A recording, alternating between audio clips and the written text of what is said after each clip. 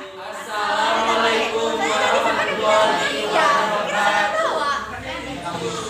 Kami dari kelompok 1 yaitu materi sistem organ pada manusia. Sebelum itu perkenalkan, nama saya Azwan Sufailham dan rekan saya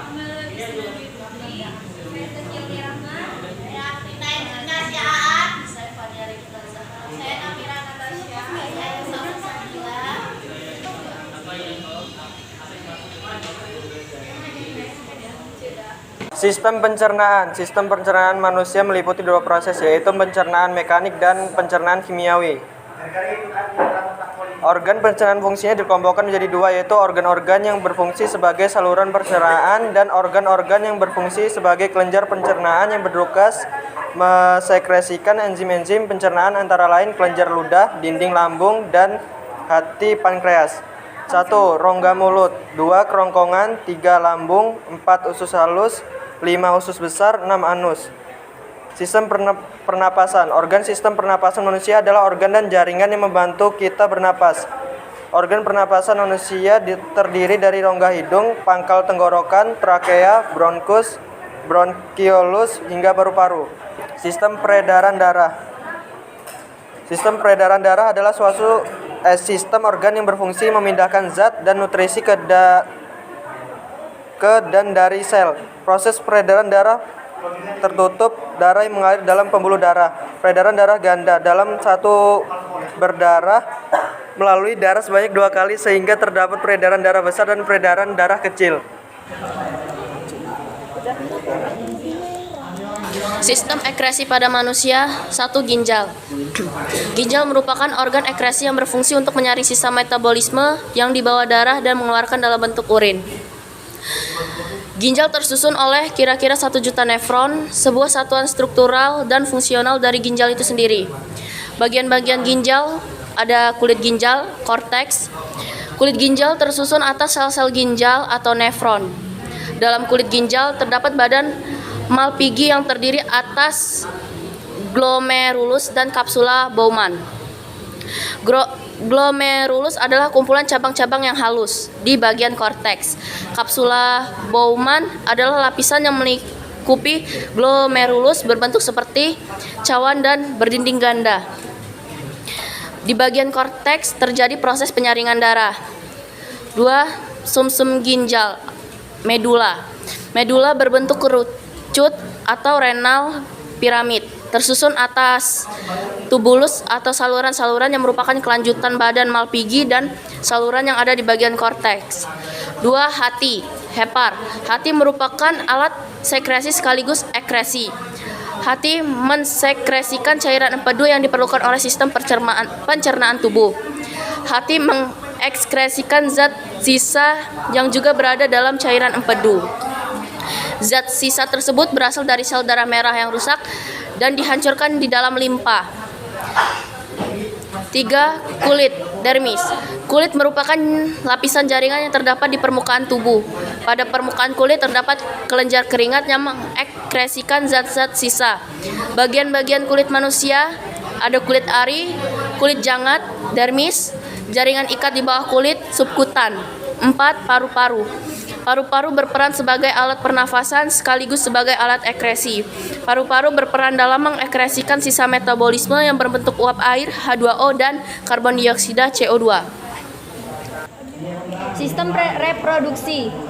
Yang pertama ada organ eksternal. Organ reproduksi pria bagian luar terdiri dari 3 organ, yaitu A. Penis, berfungsi sebagai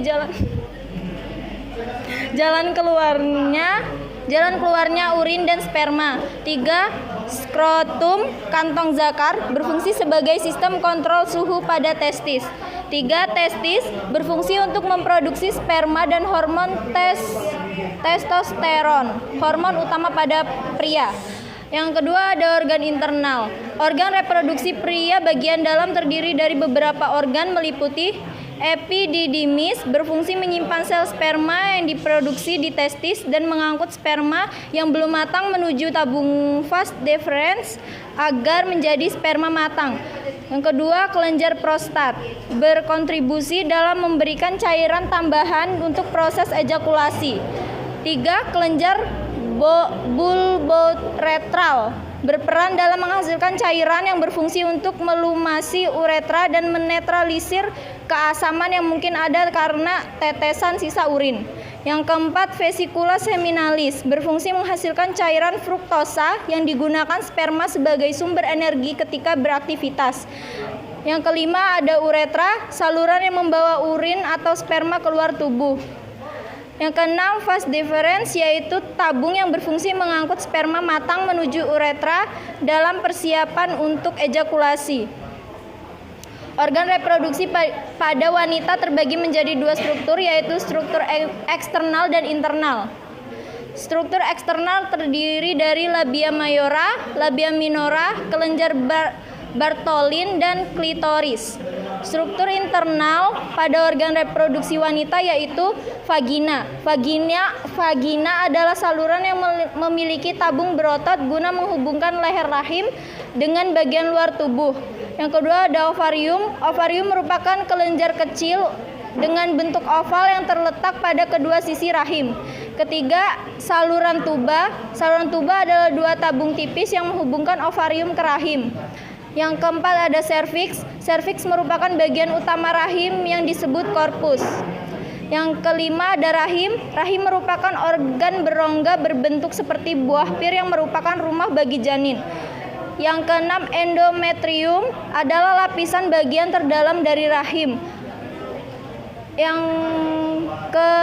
selanjutnya infundibulum, struktur yang memudahkan telur masuk dari ovarium ke dalam saluran tuba falopi atau ovidum.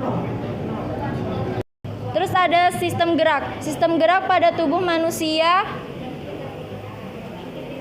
juga disebut sebagai sistem muskuloskeletal yang terdiri dari otot, sendi, rangka, dan organ lain seperti tulang rawan dan ligamen. Alat gerak aktif pada manusia ada otot. Otot memiliki komposisi sebanyak 40% berat tubuh dan berfungsi untuk menggerakkan tulang. Karena ada bagian otot yang melekat disebut dengan tendon. Ada 4 sifat atau kemampuan yang dimiliki otot yaitu kontraktilitas, yaitu kemampuan otot memendek dan menegang. Terus ada ekstensibilitas, yaitu kemampuan otot memanjang. Terus ada kemampuan elastisitas atau kekenyalan. Berdasarkan cara kerjanya, otot terbagi menjadi 3 jenis, yaitu otot lurik, merupakan otot yang menempel pada rangka atau tulang yang berfungsi sebagai alat gerak aktif. Yang kedua ada otot polos, merupakan penyusun organ dalam tubuh manusia seperti lambung, usus halus, pembuluh darah, serta saluran pernapasan.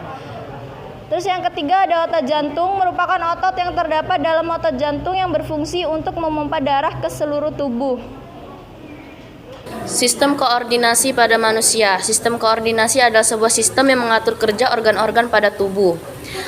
Memiliki peran untuk memerintahkan setiap organ untuk dapat bekerja sama, mendukung fungsi tubuh kita agar bekerja dengan baik. Fungsi sistem koordinasi pada manusia diperlukan untuk mengendalikan setiap bagian dalam tubuh agar gerakan yang dihasilkan menjadi tepat sasaran. Macam-macam sistem koordinasi. 1. Sistem saraf. Sistem koordinasi saraf adalah organ yang terdiri dari sel-sel neuron dan sel-sel pendukungnya. Sistem saraf menyampaikan informasi secara tepat melalui sinyal-sinyal listrik yang dialirkan ke organ tubuh melewati jaringan saraf. Sistem saraf terdiri atas 1. Sistem saraf pusat. Sistem saraf ini menjadi pusat segala koordinasi dan regulasi organ-organ dalam tubuh.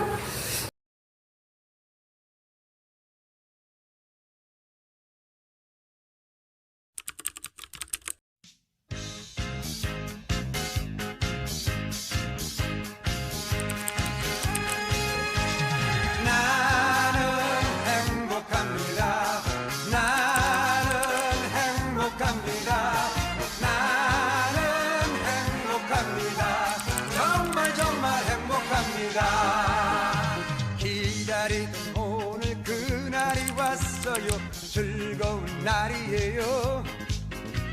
움츠렸던 어깨 답답한 가슴을 활짝 펴봐요. Sekian presentasi yang dapat kami sampaikan. Kami akhiri. Wassalamualaikum warahmatullahi wabarakatuh.